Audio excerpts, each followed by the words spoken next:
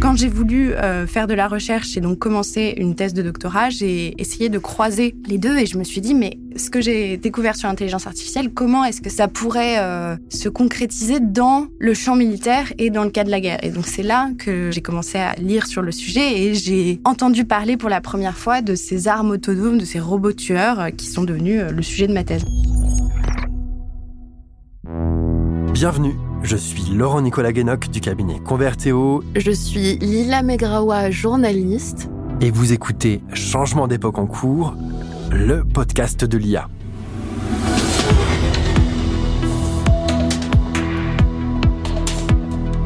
Changement d'époque en cours.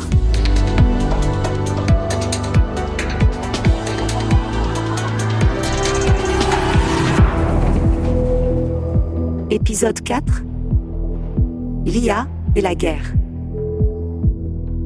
Une intelligence artificielle aurait tenté de tuer son opérateur lors d'une simulation militaire. C'est en tout cas ce que déclarait en mai 2023 Tucker Hamilton, patron de l'intelligence artificielle de l'US Air Force.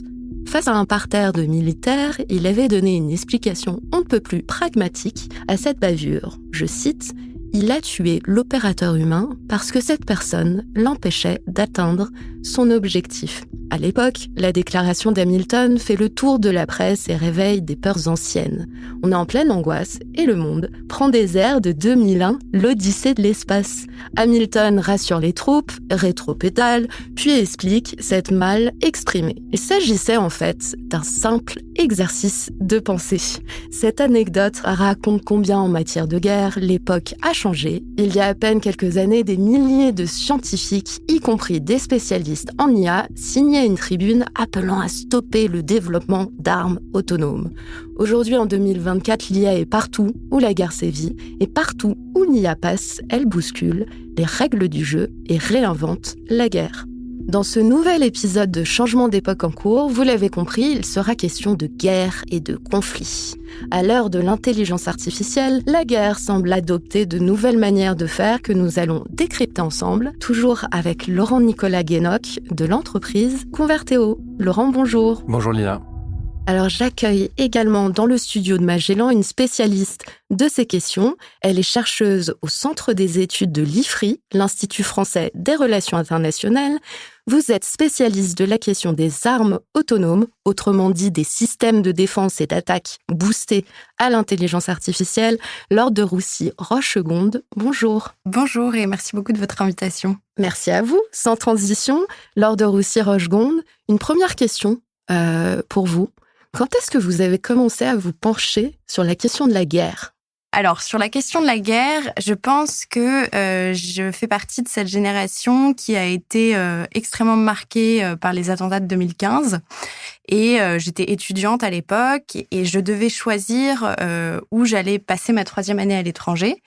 Et il se trouve que mon université avait un partenariat avec King's College à Londres et précisément avec le département de War Studies.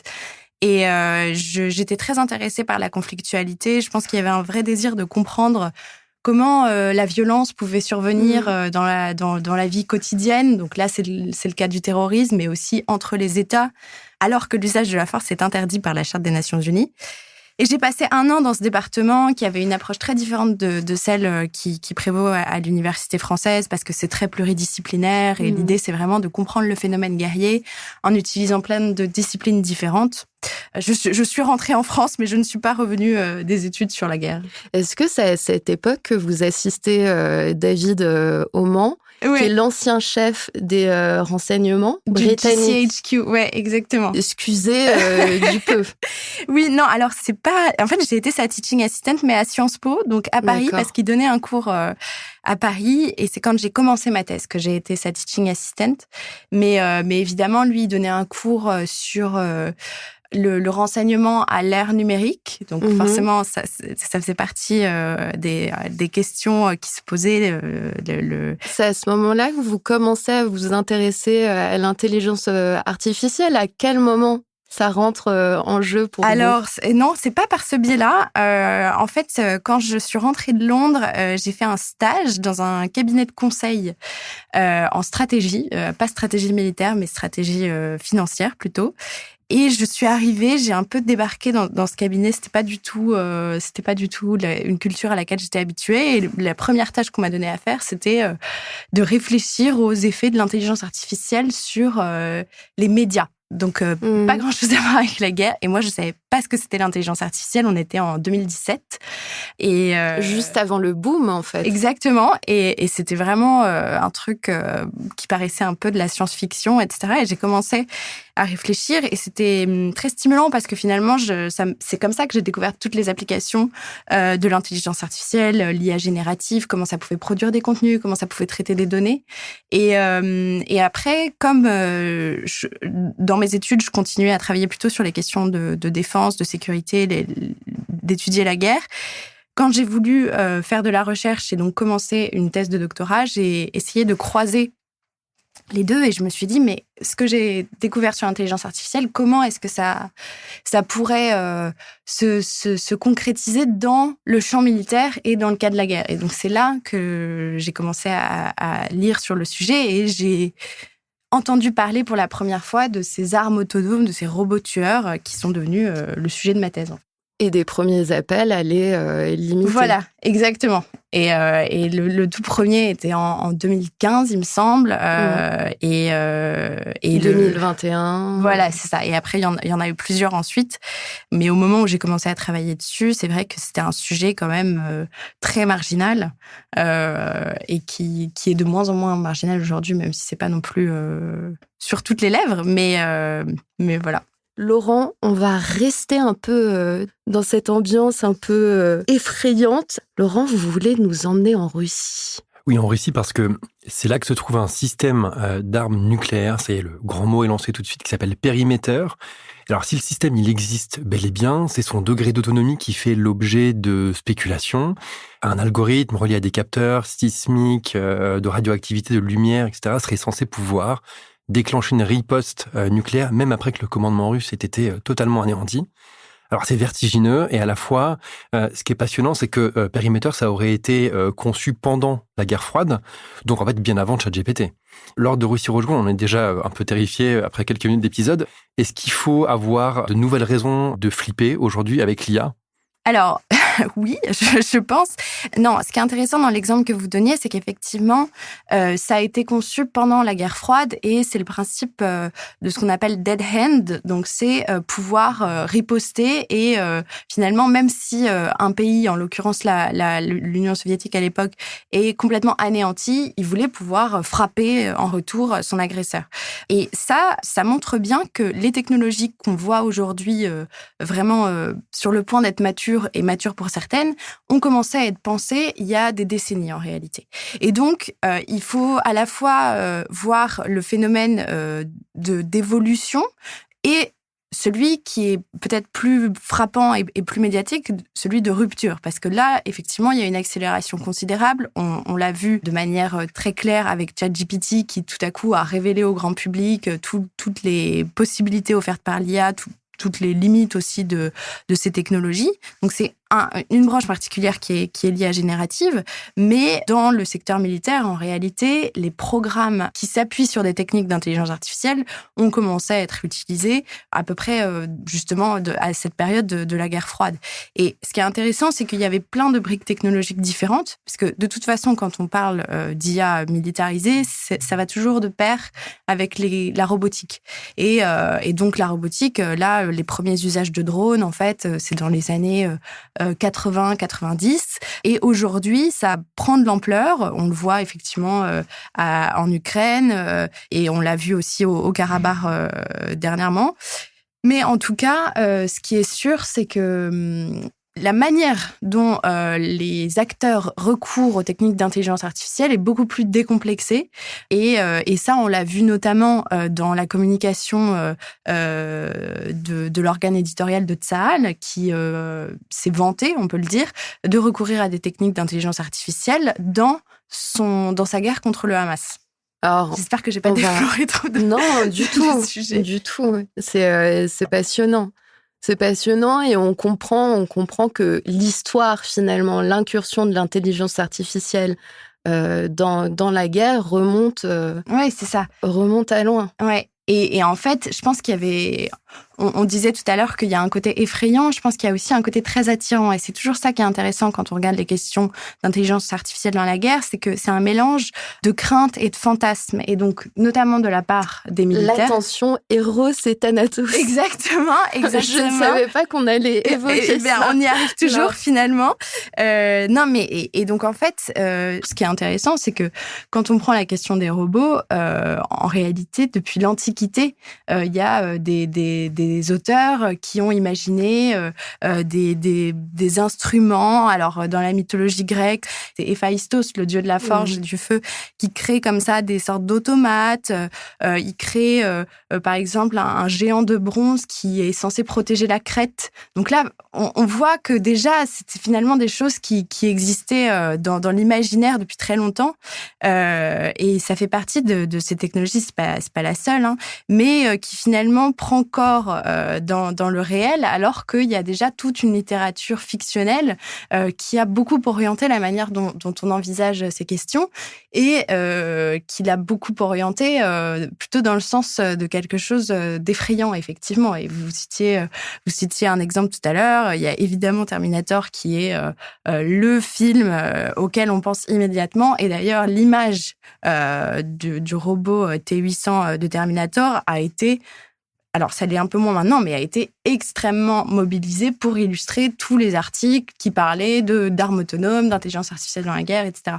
Donc on voit bien comment la science-fiction a infusé déjà les débats avant même que les technologies n'existent pleinement. Alors aujourd'hui, si on se rapatrie en 2024, on le voit bien, l'intelligence artificielle s'immisce partout autour de nous, doucement mais sûrement. Elle creuse sa place un peu dans toutes les strates de nos vies, en modifiant au passage nos méthodes et nos usages, y compris, j'imagine, dans l'armée. Est-ce que vous pourriez revenir un peu sur les grands usages de l'intelligence artificielle concrètement, de manière très concrète, au sein de l'armée? Vous avez commencé à évoquer le ciblage, notamment. Chez Tsahal. Ouais, alors il y en a d'autres, effectivement. De toute façon, l'intelligence artificielle, ça a des grands avantages qui sont assez documentés, mais d'abord, ça permet de traiter un très grand nombre de données. Ça, c'est utile, évidemment, pour la sphère militaire, parce que très souvent, les militaires se retrouvent dans une situation où ils ont capté énormément d'informations grâce à différents types d'outils. Ça peut être des images satellites, des images de drones, des écoutes téléphoniques, du renseignement humain. Et finalement, de pouvoir agréger toutes ces données pour aider à la décision, c'est très utile parce que ça accélère le rythme de la prise de décision. Et dans la guerre, évidemment, la vitesse est le nerf de la guerre. Et plus on va vite à prendre la décision, plus vite on peut agir et plus vite on peut frapper son adversaire. Ensuite, il y a des usages qui sont finalement moins problématiques, au moins au regard de l'éthique de la guerre, qui sont tout ce qui concerne les usages en matière de logistique, de maintenance. Donc ça, par exemple, pour gérer les stocks ou les infrastructures militaires, c'est des choses qui existent également. C'est intéressant, je crois que l'US Air Force a commenté il y a quelques années un gain de 25% de mise à disposition de ses avions grâce à l'emploi de logiciels de maintenance prédictive et d'aide à la réparation, ce qui fait saliver beaucoup d'armées qui font attention à leur budget, à leurs coûts. Exactement, et donc ça, c'est vrai que c'est aussi l'un des avantages qui est très souvent mis en avant quand il s'agit d'intelligence artificielle, c'est les économies, et qui peuvent être des économies à la fois matérielles, mais aussi en termes de vie humaine. Et moi, c'est plutôt sur cette question-là que je me suis penchée, puisque une des applications là, pour le coup, très problématique au regard de l'éthique de la guerre, c'est l'autonomie des systèmes d'armes. Et donc, l'autonomie des systèmes d'armes, ça permet de doter des systèmes de techniques d'intelligence artificielle pour qu'ils fonctionnent de manière autonome, c'est-à-dire sans intervention humaine. Et ça, c'est très intéressant pour les armées parce qu'on est dans un contexte où, d'une part, la tolérance aux pertes humaines, notamment dans les sociétés occidentales, a énormément baissé.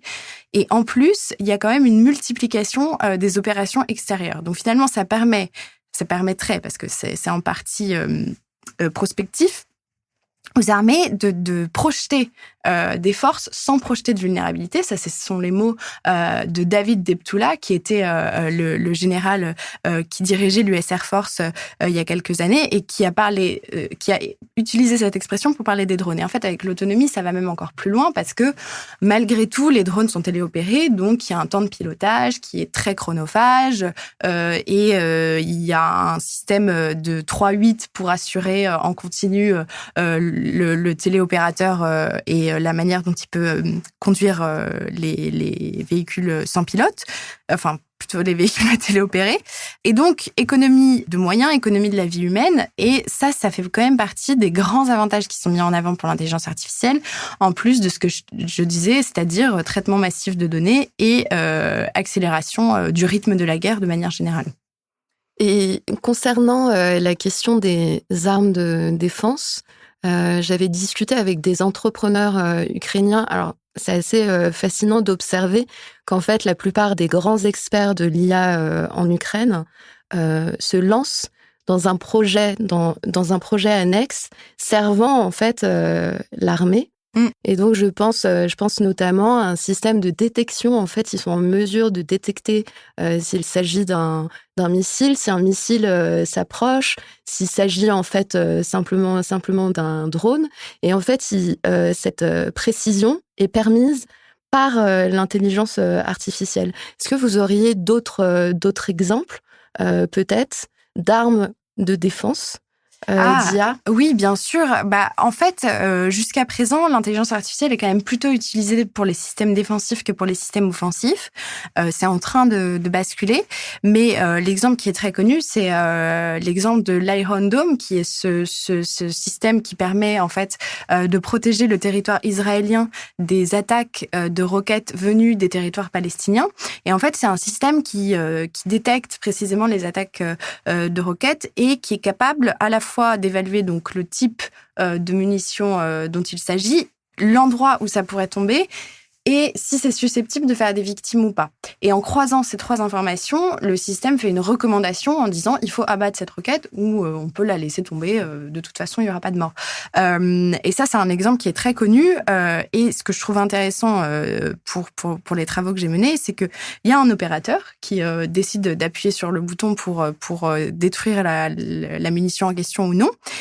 Mais cet opérateur, en général, c'est une jeune recrue qui est en train de faire son service militaire, qui a une vingtaine d'années et qui a environ 1 minute pour prendre la décision de faire feu ou non. Donc, on voit que en termes de jugement humain, c'est quand même très court. Et en plus, le problème qu'on a et qu'on voit aussi avec les systèmes de ciblage qui sont désormais utilisés dans l'opération Glaive de fer à Gaza, c'est que si l'opérateur a connaissance du type de données utilisées, il n'a pas connaissance de la nature exacte des données. Donc en fait, il peut savoir que dans son programme ont été prises en compte des images satellites et des écoutes téléphoniques, par exemple, mais il ne sait pas ce qu'il y avait sur les images satellites et ce qui était dit dans les conversations. Donc finalement, il doit ou non croire la machine, mais sans avoir le fond des informations qui ont permis à la machine de faire la recommandation. Et ça, c'est quand même un vrai sujet, je pense. Oui, c'est un voile. Exactement. Un autre voile, c'est celui de la désinformation. Oui, je voudrais qu'on s'arrête un moment sur ce sujet parce que c'est peut-être moins sensationnel qu'une arme tueuse, mais la menace, elle est peut-être, c'est vous qui allez nous le dire, mais peut-être plus concrète pour des sociétés qui sont, comme les nôtres, visiblement en paix. En quoi l'IA, et alors là surtout les IA génératives en l'occurrence, changent la donne dans la capacité qu'a un agresseur à déstabiliser ses ennemis? Alors, ça change énormément la donne, en fait, parce que ce type de campagne de manipulation de l'information, en réalité, c'est pas si nouveau que ça. Il y a toujours eu dans les guerres des attaques informationnelles, on appelle ça de la lutte informationnelle, qui visaient les sociétés civiles, en fait, pour les faire basculer, soit leur donner l'impression que la guerre était en train d'être perdue. Démoraliser l'arrière. Exactement, démoraliser l'arrière, et le moral est extrêmement important dans les conflits, soit pour faire circuler de fausses informations pour rendre la population civile, par exemple, moins encline à soutenir son exécutif ou ce genre de choses. Là, ce que change l'intelligence artificielle là-dedans, c'est que ça permet de générer automatiquement des contenus. Là où avant, il fallait larguer des tracts, par exemple. Il y a eu également des stations de radio qui ont été créées pendant la guerre froide, par exemple, pour permettre de diffuser d'un côté et de l'autre du rideau de fer. Aujourd'hui, finalement, les contenus peuvent être générés automatiquement, là aussi de manière très massive. Et en plus, ils peuvent être amplifiés grâce, là aussi, à des techniques d'intelligence artificielle. Donc, je vous donne quelques exemples. D'abord, l'exemple qui fait beaucoup parler en ce moment, c'est les deepfakes. Donc, c'est ces images qui sont générées par des outils d'intelligence artificielle et qui sont assez troublantes de réalisme, qui le sont de plus en plus.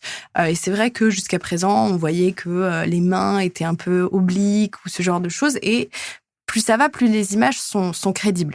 Ça permet aussi de générer de la voix, donc par exemple de faire prononcer un discours à un chef d'État qu'il a jamais prononcé.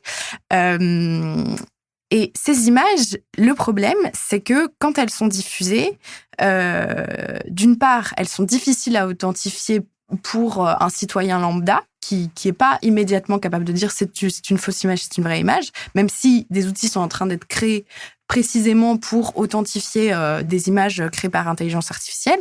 Et ensuite, l'autre problème, mais là qui est plus généralement applicable aux fake news, c'est que les individus tendent à croire davantage les fake news, c'est-à-dire que si on les expose à une vraie nouvelle d'un côté, une fausse nouvelle de l'autre, ils tendent à croire la fausse nouvelle plus spontanément. Et en plus, même quand la fausse nouvelle est démentie, le souvenir de la fausse nouvelle reste très ancré. Et donc, même des années après, si par exemple, quelqu'un a été accusé d'avoir détourné de l'argent, même si c'est démenti, dans l'opinion qu'a un individu sur une personne, il y a toujours un peu un reste de cette fausse nouvelle. Et donc, on voit bien comment, dans un cas de lutte informationnelle, ça peut être extrêmement problématique parce que ça peut orienter des manières de voir, des visions du monde quasiment. Et en fait, les compétiteurs, comme on dit dans le jargon en relations internationales de la France, sont très actifs sur ces questions depuis assez longtemps en réalité. Alors la Russie est quand même a une tradition assez longue et assez riche de manipulation de l'information, la Chine aussi. Et donc, ça pose évidemment des problèmes très importants et ça pose aussi des problèmes dans le cas des élections. Et là, c'est vrai que cette année, il y a 62 élections qui vont se dérouler dans le monde. Et ça fait partie des grandes craintes sur la manière dont les processus électoraux peuvent être complètement manipulés par des acteurs extérieurs. C'est une forme de guerre permanente. En tout cas, c'est une attaque un peu en continu contre les sociétés occidentales. Oui, exactement. Et en fait, ce qui est assez intéressant, c'est que très souvent, les narratifs, c'est-à-dire les sortes de lignes directrices des manipulations de l'information, s'appuient sur les clivages des sociétés. Donc, ce qui a été observé, par exemple, c'est que au moment de la mort de George Floyd aux États-Unis, il y a eu des campagnes justement de manipulation de l'information sur Twitter, en particulier avec des hashtags qui étaient mis en avant. Et c'était l'État islamique, en l'occurrence, qui essayait de mettre de l'huile sur le feu en créant des faux comptes Black Lives Matter d'un côté ou de suprémacistes blancs de l'autre, avec vraiment dans l'idée de renforcer le clivage dans la société américaine pour la rendre plus fragile, parce que forcément, s'il y a des clivages plus profonds, il y a moins de cohésion nationale et donc une vulnérabilité plus grande. Et j'avais une autre idée, mais je l'ai perdue. Et est-ce que, à contrario, il existe des outils boostés à l'IA qui permettent en fait de lutter contre cette désinformation? Justement, on en mesure? Alors ça, c'est ce que je trouve assez intéressant, c'est que finalement, dans les recherches qui sont faites pour lutter contre ces activités de désinformation, la technologie elle-même est envisagée comme une des pistes les plus probantes en fait. Et ce qui émerge, c'est la possibilité de créer une sorte de label d'authentification des images, par exemple, qui permettrait de dire cette image a été fabriquée par une intelligence artificielle ou non.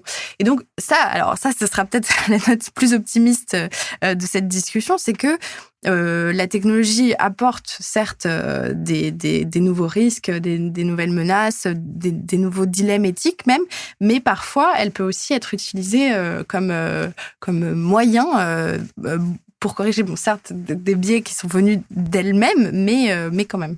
C'est le fameux pharmacon de Bernard Stiegler, à savoir l'intelligence artificielle, la technologie qui est à la fois poison et remède. Exactement.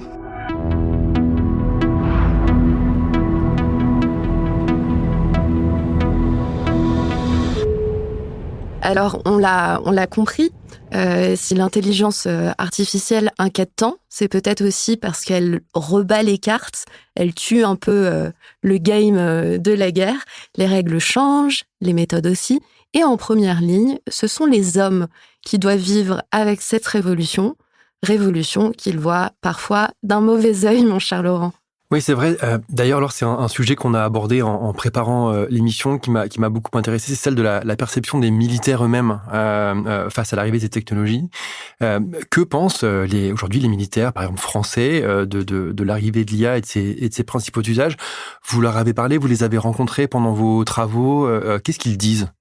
Alors, il n'y a pas eu d'études statistiques qui ont été menées sur les militaires français. Il y en a eu qui ont été menées sur les militaires américains et j'en parlerai juste ensuite.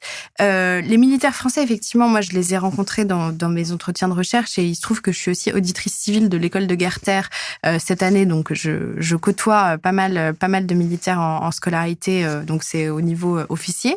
Et ce qui est très intéressant, c'est qu'ils sont très réticents en fait, notamment sur la question de l'autonomie.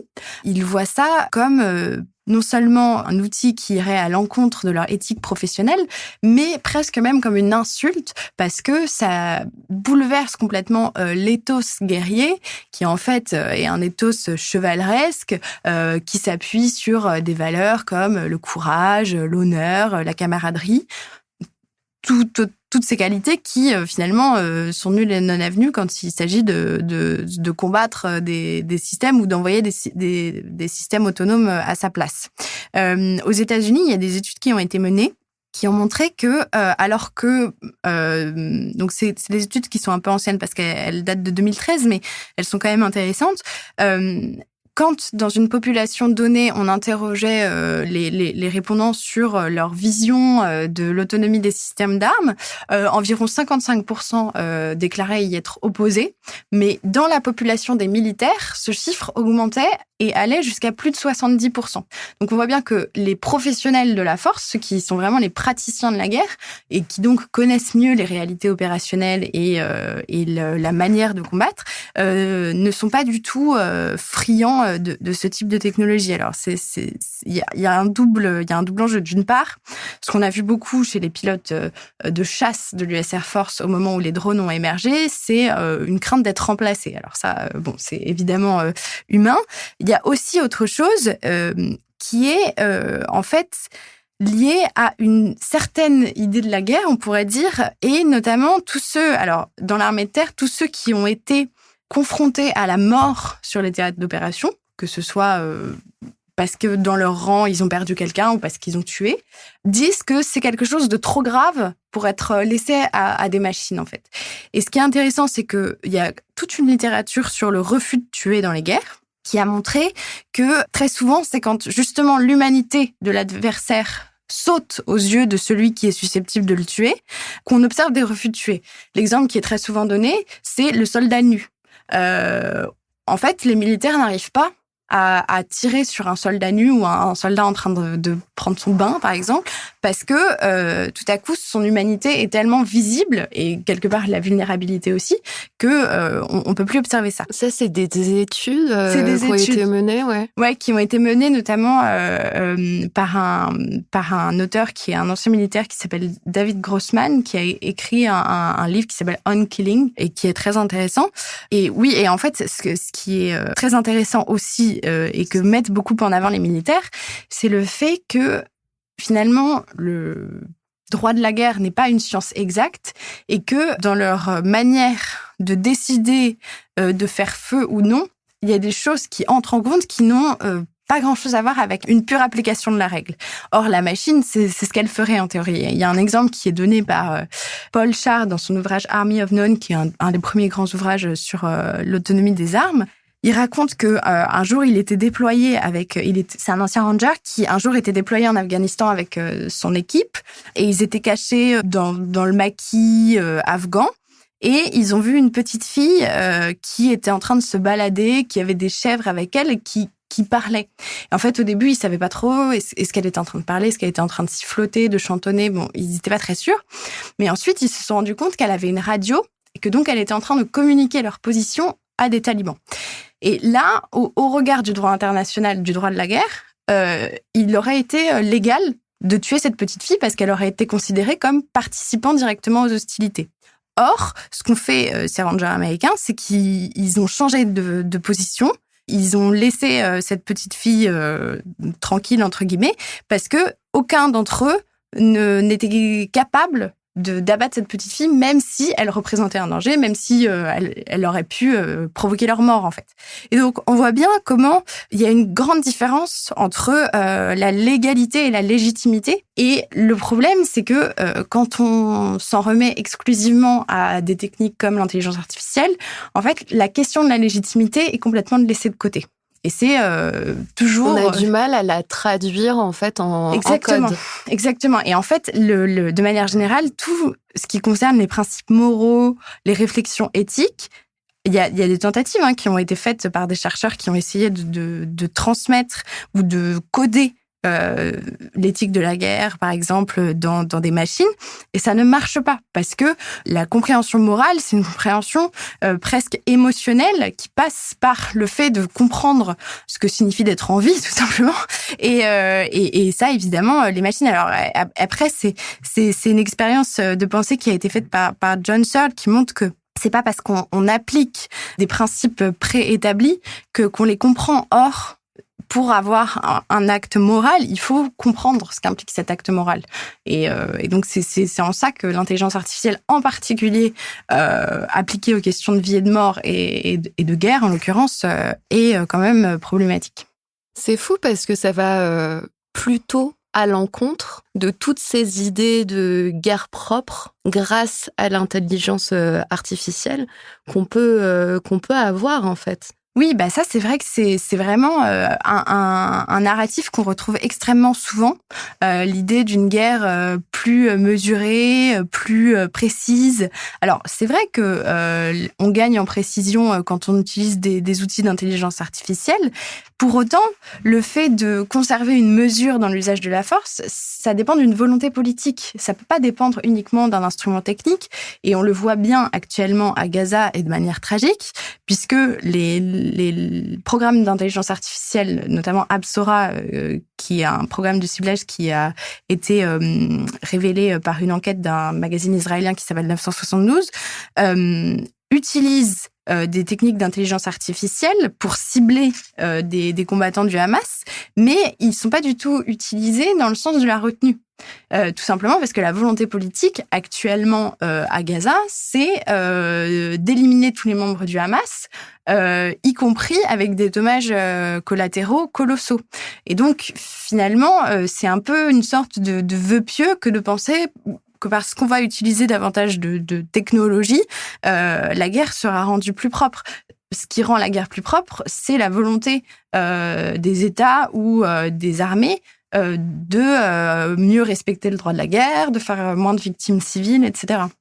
Alors ça pose la question de la doctrine, oui. Laurent. Oui, si on est rentré dans le sujet par la perception des soldats, des militaires eux-mêmes, mais si on se place du point de vue de l'institution, en 2019, Florence Parly, ministre des Armées, avait déclaré que les systèmes d'armes pleinement autonomes étaient, je cite, fondamentalement contraires à nos principes. Ils n'ont aucun intérêt opérationnel pour un État dont les armées respectent le droit international et nous n'en déploierons pas. Terminator ne défilera pas au 14 juillet. C'est toujours les mots de Florence Parly. Ça, c'était en 2019. Alors, c'est une éternité à l'aune de la vitesse avec laquelle l'IA avance. Est-ce que c'est toujours la doctrine de la France ou est-ce que la donne est en train de changer? Peut-être, est-ce qu'il y a une tentation de changer de doctrine au vu de ce que pourrait apporter comme bénéfice l'IA aujourd'hui? Alors, c'est une question très, très intéressante et très importante. En fait, la stratégie de la France a été plutôt une sorte de tour de passe-passe qui a consisté à créer une distinction. Donc, c'est le comité d'éthique de la défense qui a créé cette distinction entre les SALA, qui sont donc les systèmes d'armes létaux autonomes, et les SALIA, qui sont les systèmes d'armes létaux intégrant de l'autonomie. Et donc là, en fait, ça a été une manière de différencier entre, en gros, des armes complètement autonomes et des armes qui utilisent certaines fonctionnalités autonomes. Là où je parle d'un tour de passe-passe, c'est qu'en fait, en faisant ça, la France a créé une sorte d'épouvantail qui sont les SALA, en disant ça, c'est vraiment très mal et ça, on n'ira jamais dedans. Et d'ailleurs, ce serait contraire au droit de la guerre, etc. Sauf que d'une part, techniquement, personne ne sait faire des armes entièrement autonomes pour le moment. D'autre part, la définition des armes entièrement autonomes n'est pas claire, n'est pas communément admise au niveau multilatéral. Donc, de toute façon, ça coûte pas grand-chose de dire qu'on n'en fera pas dès lors que il n'y a pas de définition précise. Et en plus, finalement, avec les SALIA, c'est aussi une manière de dire, mais quand même, on s'autorise à intégrer davantage d'autonomie et on ne veut pas rater le coche. Ce qui est très important, c'est de voir aussi le précédent des drones. Parce que ce qui s'est passé avec les drones, c'est que les armées françaises ont, de leur propre aveu, complètement raté le coche. Et ils disent, on ne veut pas refaire ce qui s'est passé pour les drones. Les drones, c'était à la fois lié à une sorte de frilosité éthique, mais aussi un peu à un manque de réactivité sur le plan technologique. Or, quand on regarde ce qui s'est passé pour les drones, en fait, pas uniquement la France, mais la plupart des États ont d'abord dit non, nous on fera jamais de drones. Après non, mais nous on n'armera jamais nos drones. Et puis bon, maintenant en fait, presque tous les États ont des drones armés. Donc en fait, on peut s'attendre à ce que le niveau d'autonomie des systèmes d'armes continue à augmenter. Donc là, pour l'instant, la France se conforme à ce qu'elle a dit, c'est-à-dire que selon sa distinction, elle est ouverte aux SALIA. Et ce qu'elle dit, c'est qu'en fait, elle va développer des SALIA, donc investir dans l'autonomie des systèmes d'armes, pour se protéger en cas d'attaque de SALA. Et donc, ce qui est très intéressant, c'est que c'est toujours la dialectique du glaive et du bouclier. C'est que on dit qu'on fait quelque chose de manière défensive et en réalité, si un jour la France est attaquée par des SALA, ce qui déjà représente un horizon technologique pas probable ni proche, etc. Mais il y a quand même de fortes chances pour que l'élément humain, d'un coup, soit laissé de côté, tout simplement pour gagner en efficacité opérationnelle. Et d'ailleurs, Florence Parly, je ne sais plus si c'est dans le même discours ou dans un autre discours, mais a dit que si on est dans un scénario d'attaque fulgurante où en fait le temps de décision humain est trop court, on sera bien obligé de laisser quand même une forme de réactivité à la machine et donc de déléguer une partie de la décision à la machine. Donc on voit bien comment finalement les garde-fous moraux et même parfois légaux sont susceptibles de tomber dès lors que y a le sentiment d'une menace ou une menace concrète. Alors, de quoi on pourrait se barder, s'équiper, en fait, comme garde-fou un peu ultime? On comprend que les frontières, les règles, on est dans le flou. Bah oui, et en fait, c'est pour ça que, d'une part, le problème de l'intelligence artificielle, c'est que c'est une technologie duale, donc il y a des applications civiles et des applications militaires. Donc, Le premier point, c'est que la régulation de l'intelligence artificielle militarisée ne peut pas être pensée de manière séparée de la régulation de l'intelligence artificielle en général. L'autre point, c'est que comme ces technologies sont peu chères, faciles à développer, il peut pas du tout y avoir l'idée que certains pourraient en posséder et d'autres pas, comme c'est le cas pour le nucléaire par exemple, où ça coûte très cher d'acheter de l'uranium, ça coûte très cher d'enrichir de l'uranium, de fabriquer des missiles qui peuvent emporter des armements nucléaires, etc. Donc ça crée de toute façon des barrières à l'entrée très fortes. Là, pour l'intelligence artificielle, c'est pas du tout le cas. Donc, à mon sens, la seule manière de créer des garde-fous robustes, c'est de réfléchir à l'échelle non seulement multilatérale, c'est-à-dire entre États, mais aussi avec les acteurs de la société civile pour se mettre d'accord sur des principes dans un premier temps et c'est un peu déjà le sens de ce qu'on observe, par exemple, avec l'AI Act, l'Executive Order de Biden, etc. Mais des grands principes et qui ensuite devraient se traduire par des spécifications techniques, des standards d'utilisation, etc. Mais de toute façon, ça ne pourra pas être fait par la France toute seule de son côté. Et même, en fait, ce serait un peu suicidaire de la part de la France de se dire toute seule, et c'est beaucoup le discours qu'on a entendu au ministère des Armées, de dire « Ah non, mais nous, on est beaucoup plus éthiques que les autres et on n'utilisera jamais ce type de technologie parce que c'est contraire à nos principes, etc. » Parce que le but d'un État, c'est quand même de protéger ses citoyens, et si un État se retrouve dans une situation où, pour protéger ses citoyens, il doit investir dans ce type de technologie, il le fait.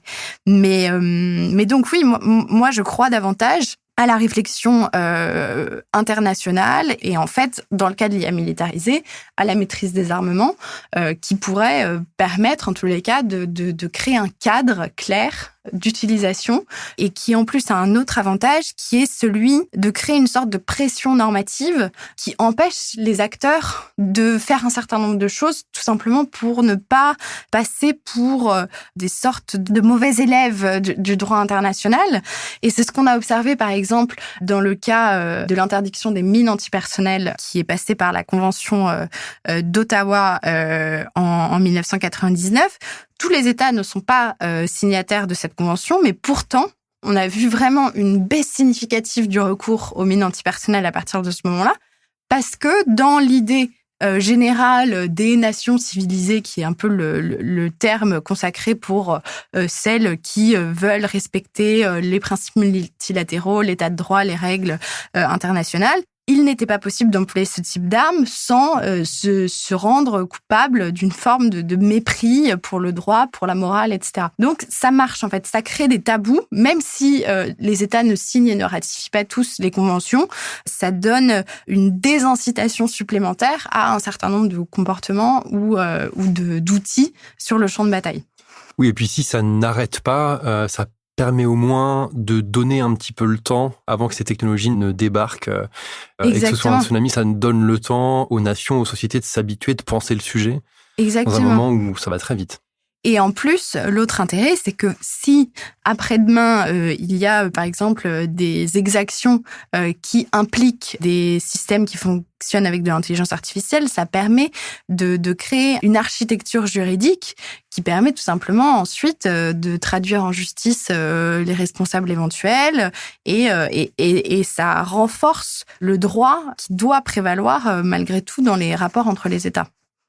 Alors, on a envie de parler des relations entre le secteur privé et l'armée, mais juste avant ça, une question facile, une réponse difficile. Si une arme autonome tue, qui est responsable ? La réponse n'est pas tranchée. En fait, c'est très difficile de dire qui serait responsable. Est-ce que c'est l'armée qui aurait déployé cette arme ? Est-ce que ce serait l'État de l'armée qui aurait déployé cette arme ? Ou celui qui l'a fabriquée, celui qui a codé l'algorithme, le fabricant ? Et en fait, ce flou sur la responsabilité est un problème parce que là aussi, l'architecture normative internationale fonctionne sur le principe de responsabilité. Et c'est comme ça que ceux qui se rendent coupables de crimes de guerre, par exemple, sont ensuite susceptibles de se retrouver devant la Cour pénale internationale et d'être condamnés, etc. Alors bon, ça ne marche pas à 100% des coups, mais il n'empêche que c'est comme ça que c'est pensé.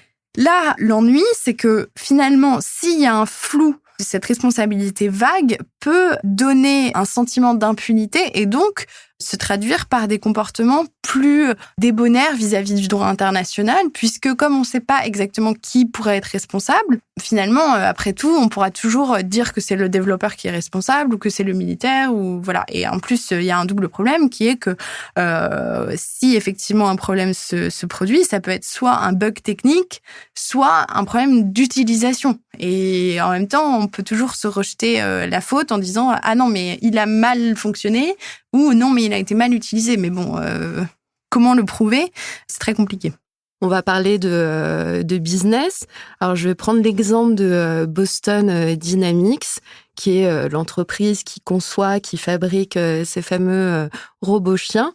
Alors, pour la petite histoire, Boston Dynamics a d'abord été financé par la DARPA, l'agence de recherche de la défense américaine.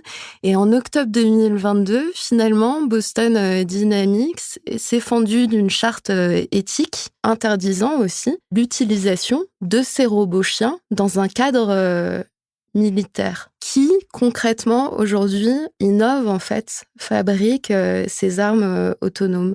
Alors, justement, c'est plutôt du côté du privé. Et déjà, ça, en soi, c'est une rupture par rapport à ce qui a prévalu jusqu'à présent dans la manière dont l'innovation dans l'armée fonctionnait, puisque jusqu'à il y a très peu de temps, c'était les laboratoires de recherche des armées qui créent des nouvelles technologies qui se civilianisaient, c'est-à-dire qui trouvaient des applications civiles. Ça a été le cas d'Internet et du GPS, par exemple.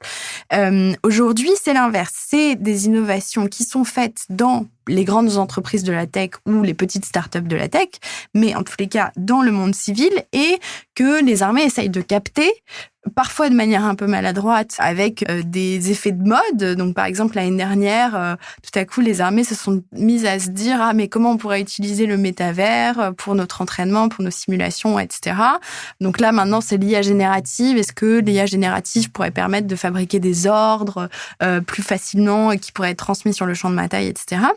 Et ce qui est assez intéressant, c'est qu'effectivement, dans les entreprises, les grandes entreprises du numérique, et les petites aussi d'ailleurs, il y a là aussi une réticence à voir les technologies utilisées à des fins militaires. Et donc, on voit bien comment les chercheurs, les gens qui travaillent sur ces questions sont hostiles à leur militarisation. Et ça, c'est un phénomène qu'on a aussi observé, par exemple, au sujet des armes chimiques. Et d'ailleurs aussi sur le nucléaire, dans le film Oppenheimer qui est sorti l'été dernier, cette question est assez bien montrée. Les scientifiques qui travaillent sur un certain nombre de technologies, au moment où ils comprennent que la technologie pourrait être utilisée à des fins militaires, tentent d'empêcher cette militarisation, parce que très souvent, c'est pas du tout dans ce sens-là qu'ils ont pensé le développement technologique des outils sur lesquels ils travaillent. Le dernier point qui est assez intéressant, c'est qu'on observe aussi des grandes figures de la tech qui prennent la parole pour alerter sur les risques posés par exemple, les systèmes d'armes autonomes. Alors, il y a eu les lettres ouvertes qu'on mentionnait au début de l'émission. Il y a eu plus récemment Geoffrey Hinton qui, au moment de sa démission, parmi les grands risques associés à l'intelligence artificielle qu'il a nommés, a parlé des armes autonomes et des robots militaires comme faisant partie des points qui pourraient échapper au contrôle de l'humanité. Geoffrey Hinton, pour le rappel, qui est considéré comme l'un des immense spécialiste de l'intelligence artificielle. Il a d'ailleurs été récompensé avec Yoshua Bengio du Mila à Montréal, ainsi que Yann Lequin du prix Turing, qui est un peu le Nobel du genre. C'est ça, exactement. Mais alors, si le privé mène la danse à la fois dans la recherche et dans l'invention de nouveaux robots, de nouveaux systèmes, est-ce qu'il n'y a pas une forme de déclassement, de dépassement des structures de recherche militaires qui ont été par le passé, vous l'avez rappelé, à l'origine de grandes avancées? Ça pose pas mal de questions. Est-ce que les militaires seront demain en mesure de vraiment maîtriser et de contrôler les technologies qui seraient mises à leur disposition? Alors, je sais qu'on se projette un peu. Et puis, il y a peut-être une question de souveraineté aussi. C'est-à-dire que si les technologies n'émanent plus de centres de recherche dans laquelle les armées ont à minima un contrôle, si ce sont leurs propres structures, comment on s'assure d'avoir accès à ces technologies et comment on s'assure que nos ennemis n'aient pas accès à ces technologies? C'est un vrai problème. Et il y a aussi le problème des données parce que, en fait, ces technologies fonctionnent avec, on l'a dit, des données très massives, donc qui ont besoin de cloud pour être stockées ou de serveurs, mais de plus en plus de cloud. Et comment garantir que les données utilisées, par exemple, sur un théâtre d'opération de données ne sont pas ensuite réutilisées, si c'est un géant de la tech américain, par exemple, par l'armée américaine. Donc ça fait partie des problèmes très importants. Et en fait, ce qui est important de comprendre, c'est que le cycle de l'innovation dans les programmes d'armement est très long. C'est en général quand même plusieurs années, voire une dizaine d'années. Et donc, pour intégrer les technologies qui, en fait, progressent tous les 3 mois, tous les 6 mois dans les technologies dont on parle, ça devient de plus en plus compliqué.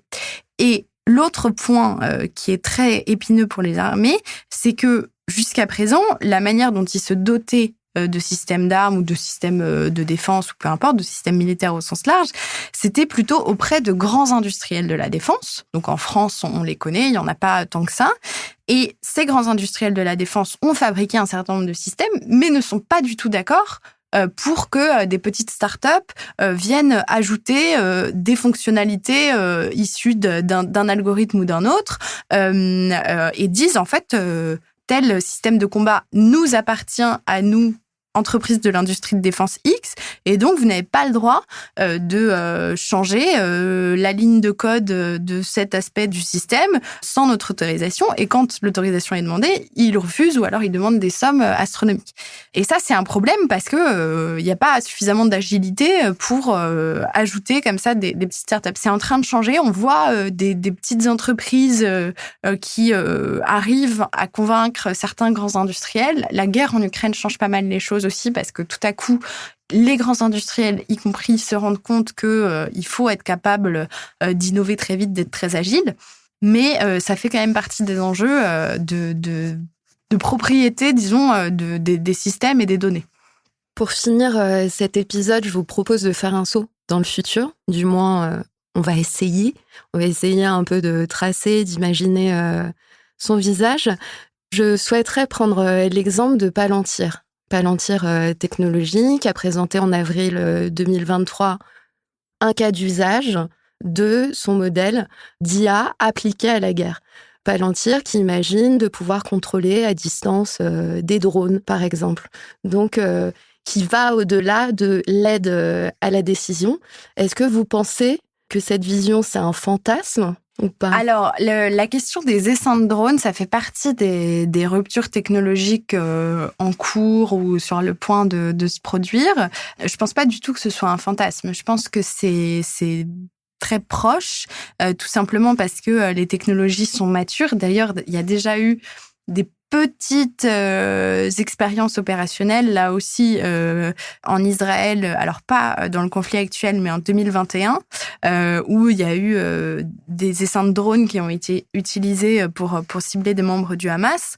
Et je pense que de plus en plus, c'est des outils qui vont être utilisés. On voit déjà à quel point les drones sont devenus centraux dans la guerre en Ukraine. Et l'étape d'après, c'est effectivement d'avoir des essaims de drones qui fonctionnent avec davantage d'autonomie. Donc là, on rebondit sur tous les problèmes éthiques, juridiques, etc. qu'on a évoqués précédemment, et qui ont un autre avantage, c'est d'être des consommables. C'est comme ça qu'on appelle ça dans le vocabulaire militaire, c'est-à-dire que c'est des plateformes qui coûtent pas cher. Donc en fait, si on a 1000 drones et qu'on en perd 200, c'est pas très grave, alors que si on a j'en sais rien, 5 avions de chasse et qu'on en perd un, c'est très grave, parce que ça coûte beaucoup plus cher. Donc, effectivement, je pense que c'est des choses qu'on va voir se multiplier. Et là où c'est un problème, c'est que dans les questions de contrôlabilité, les chercheurs qui travaillent sur ces questions disent que les essaims de drones sont ceux qui posent le plus de problèmes en termes de contrôlabilité, parce qu'ils ont une sorte d'intelligence centrale qui fait fonctionner l'essaim, Mais pour que toutes ces interactions puissent se produire, en fait, l'opérateur est pratiquement face à une boîte noire. Il n'est pas du tout en mesure de saisir la manière dont les liens se font et l'intelligence collective de l'essaim.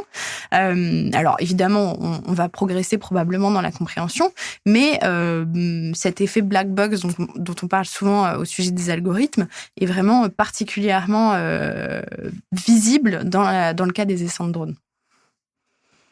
Laure, pour finir, vous êtes une jeune chercheuse et le champ de l'IA et de la guerre est vaste. On aurait pu en parler encore pendant des heures. Sur quel sujet la recherche doit-elle porter désormais ? Sur quoi allez-vous travailler ? Alors, à titre personnel, là, je vais travailler sur les questions de gouvernance de l'intelligence artificielle au sens large, donc pas uniquement militaire, mais comme je le disais, c'est quand même très lié. Et de manière plus générale, je pense que on peut distinguer sciences sociales et sciences dures, entre guillemets. En sciences dures, effectivement, l'explicabilité et la capacité à comprendre la manière dont les algorithmes fonctionnent font partie des grands sujets sur lesquels se penchent les ingénieurs.